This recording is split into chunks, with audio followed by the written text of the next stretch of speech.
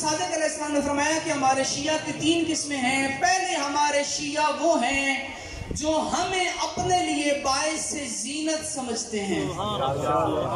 ان کے ذہنوں میں یہ بات بیٹھی ہوئی ہے اگر معاشرے میں اٹھتے بیٹھتے ہوئے محلے میں رہتے ہوئے زندگی گزارتے ہوئے ہمارا دامن ان 14 سے متمسک رہا اس معاشرے میں ہماری عزت ہوگی, ان ہستیوں کا نام ہمارے لیے باعث سے زینت ہوگا. امام فرماتے ہیں جو ہمیں اپنے لیے باعث سے زینت سمجھتا ہے ہم اس کے لیے زینت بن جاتے ہیں. دنیا کی کسی محفل میں بیٹھا ہو, کسی جگہ پہ بیٹھا ہو, علی سے لے کر مہدی تک کسی کا بھی نام لے لیں, ہمارے نام اور ہمارے کردار کی وجہ سے کبھی اس کا سر نہیں جھکے گا.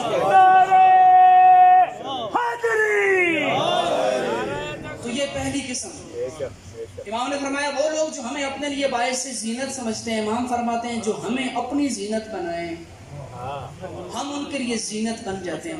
دوسری قسم امام نے فرمایا ہے من آکل بنا, دوسرے وہ لوگ ہیں جنہوں نے ہمیں اپنا ذریعہ روزگار بنایا ہوا ہے. دوسری صنف وہ ہے جو ہمیں اپنا ذریعہ روزگار بنائے ہوئے. معصوم نے فرمایا اگر کوئی ایسا ہے وہ دنیا کے اندر فقر میں مبتلا ہوگا. اب فقر پیسوں کا ہو, کماتا لاکھوں کروڑوں ہوگا, پورے پھر بھی نہیں ہوتے, مطلب برکت ان پیسوں سے اٹھا لی جائے گی. فقر صرف دولت کا نہیں ہوتا یا علی علیہ السلام, فقر صرف دولت کا نہیں ہوتا, علم کا بھی فقر ہوتا ہے.